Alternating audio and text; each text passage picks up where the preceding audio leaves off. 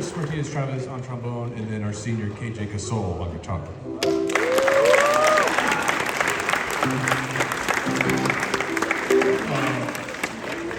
We're going to do something that might feel a little different to most of you. We like to play more modern music typically in this band.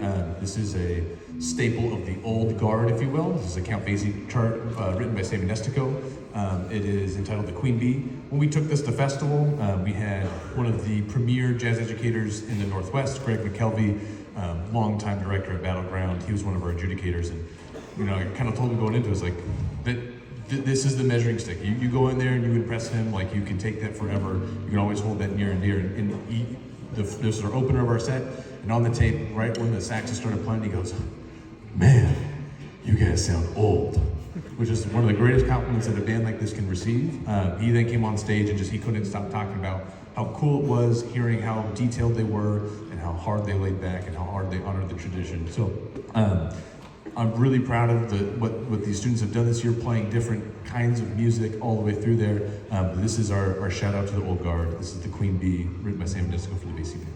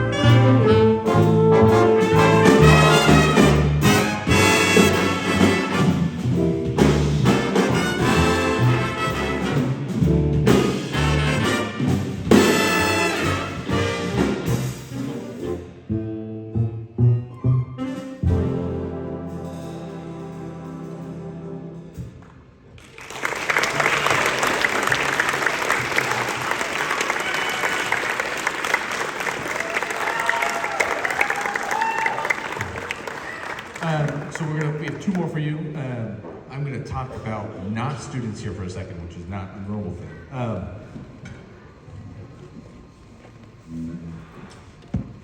I don't know, 7 years ago, I got to McKay. I was told, I'm from out of town. I was told that it was a hotbed ready to explode. I was told by a bunch of people, like, this is a sleeping giant. All you got to do is find the right people, and it's going to be awesome. Over the course of 7 years, I've had a lot of awesome colleagues. Too many to count, truly. But there's a couple of people who really stuck out in the journey that we've been on. You heard him when I was talking about KJ being a part of this band for 4 years. This band program has had more success than it's historically ever had. 4 state championships in the last 4 years, both in wind ensemble and jazz band. What was that? 3 runners-up and a couple other trophies as well. Not to mention the trips to San Francisco, trips to Disneyland, having the largest marching band in the Salem Kaiser School District. This was all a vision that was planted in me back, in COVID when we couldn't really teach at all. But the number one ingredient in that is finding other people to do it with. And so 6 years ago, Brian Griffiths took the job at Stevens Middle School. He and I had many conversations. He's obviously a little bit older than I am, so he mentored me throughout those years, and it was really cool to build what we call the empire together. Late nights at the fire, talking about dreaming about the possibilities, what it's gonna look like, how we're gonna do it, doing something that's never been done, working together vertically, from Stevens to McKay, just having it. We coming out of COVID, he was in our building 3 days a week, I was in his building 3 days a week. We created a bond together, we created pedagogy together, but it was all kind of led by him since he was the master teacher. This is his last year teaching at Stevens Middle School. He's done incredible work there. The students here all benefited from his tenure at Stevens. Everything that you see in terms of success here at the McKay Band program started there. It's not a shock. The last 4 years were our most successful when he started 6 years ago, because it takes about 2 years to get there. So if you would please join me and give it a huge thank you, round of applause to Dr. Burger.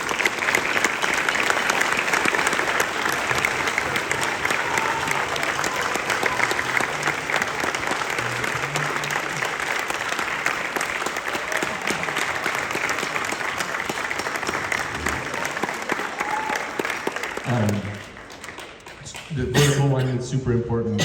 We struck gold with Mr. Juan Valdez at Waldo, and replacing Brian Griffiths at Stevens is going to be Mr. Nathan Compton. I don't know if he's still here or not. He might be out there, but Nathan Compton spent the year working between the two buildings.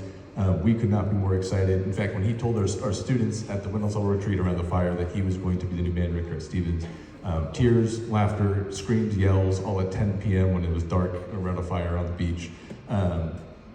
We love what he means. We know that this community means a ton to him. We love the fact that he's there, and he's going to continue what Dr. Griffiths does and work alongside Juan and myself to continue to, as Dr. said, build the empire. So, one more round of applause for Brian Griffiths.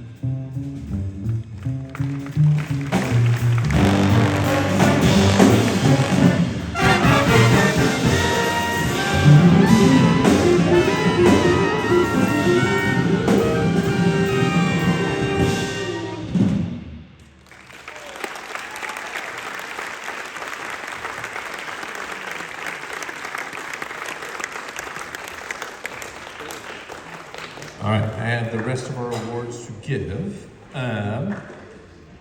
Cool. This is voted on by the student. The best soloist award goes to two people. These two people, neither one of them did it in middle school. So middle school students, you're sitting here being like, man, I really want to sound like them. Well, you can, because they all started like a year ago. Now, they practiced really hard. They worked really hard to do the thing. But these two students, both voted on by the peers, earned the best soloist awards. They were both in our jazz combo. They're both kind of the workhorses of when we were planning sets around. It's like we knew this person was always going to stand up and deliver really, really awesome material. First one goes to Martin Munoz Salinas on piano.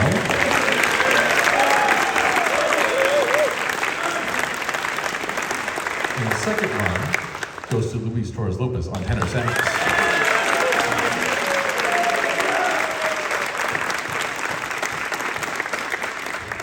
There are not one, but two most valuable players in Jazz 1. I could not agree more.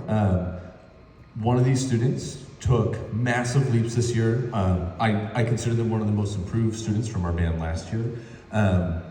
They play in a chair that the entire ensemble relies on heavily, and so when the detail, the dedication that they bring to their part translates directly into the band. They truly are one of the most valuable players of this ensemble. That's Tyler Anderson on drums.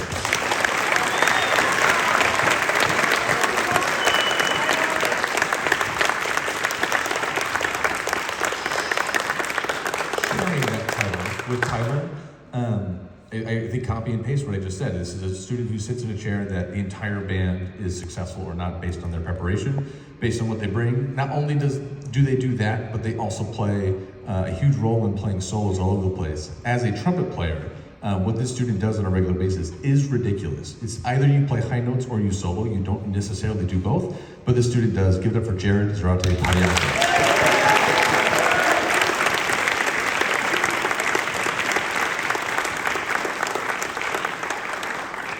I could give a director's award to about, well, really the whole band.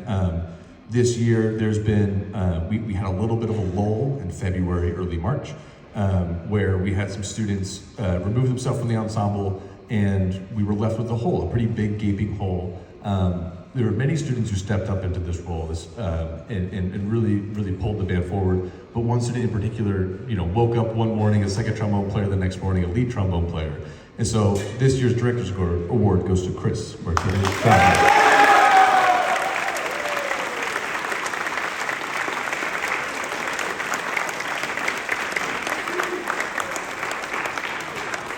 We've got one more for you.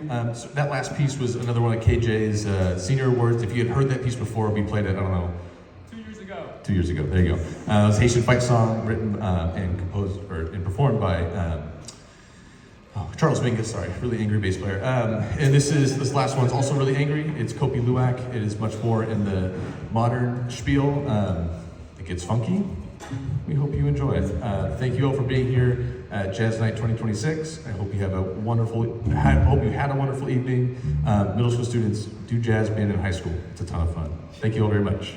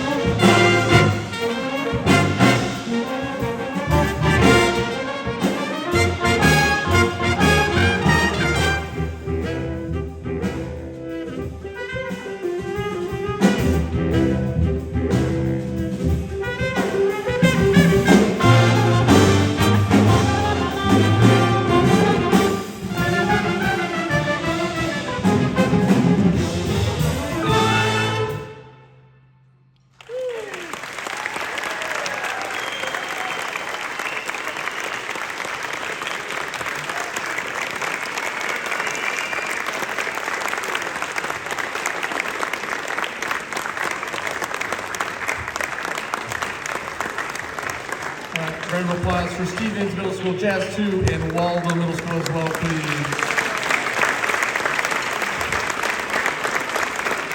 That concludes our Jazz Night 2026. Thank you, everybody. Have a great night. And if you want to come to the Pops concert on June 2nd, this Tuesday, come there. We'll honor some more seniors. We'll give out some more awards. Thank you all so much for making this event happen. Have a wonderful evening.